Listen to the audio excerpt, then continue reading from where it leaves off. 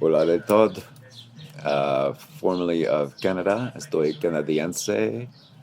I ahora canadiense, I would say uruguayo mexicano chiapaneco.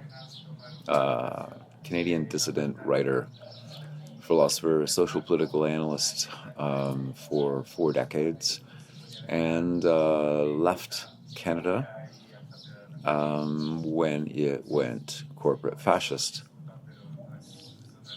as did the West, broadly speaking, as all of the best analysts on the planet agree upon. There's no debate about it.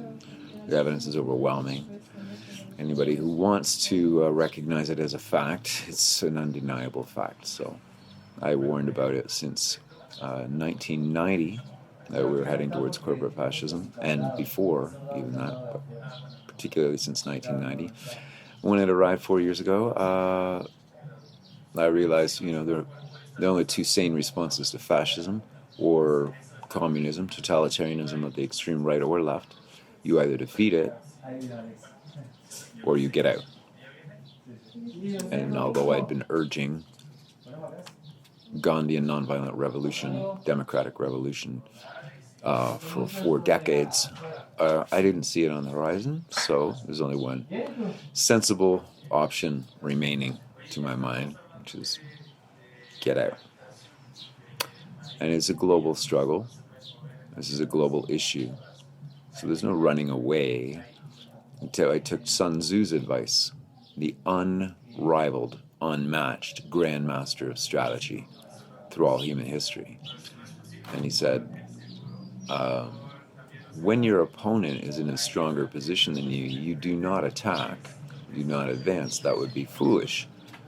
If necessary, you make a temporary strategic retreat.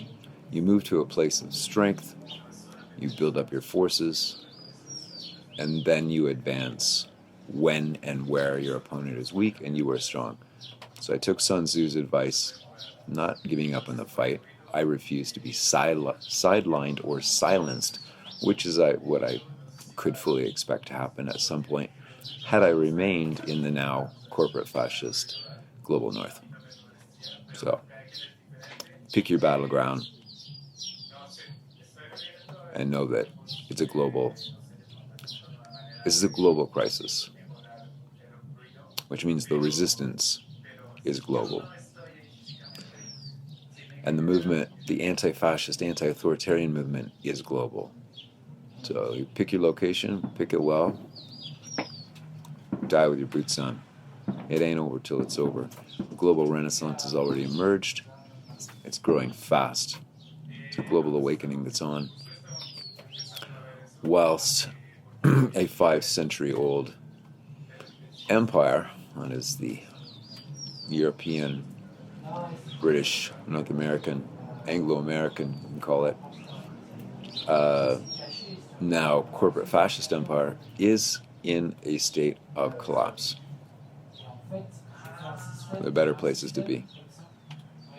And there are stronger places to be in terms of freedom and building a power base for the anti-fascist, anti-authoritarian global resistance.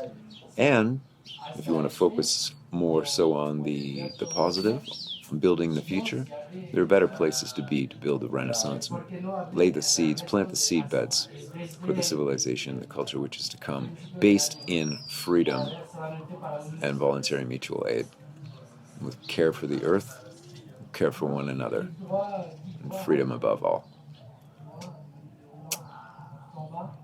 There's the summary of what I want to convey in a gist. I guess this is a test run, so I will stop talking now. Ciao. See you in Latin America, I hope. And if people remain in Europe, Britain, or North America, there are some good reasons for staying. You have commitments or a sense that that's where you ought to be. Those are good reasons, 2 good reasons for staying. You better have a very good plan. This is going to get rough. And you better develop a plan B, which means an exit plan, an exit strategy, a plan B, and a safe haven in mind. Preferably set up, but at least planned out, would be an extremely sensible thing to do immediately. Okay, that's it for the moment. My tech guy is, I'm waiting on him. This is meant to be a test run, and we'll see how it sounds.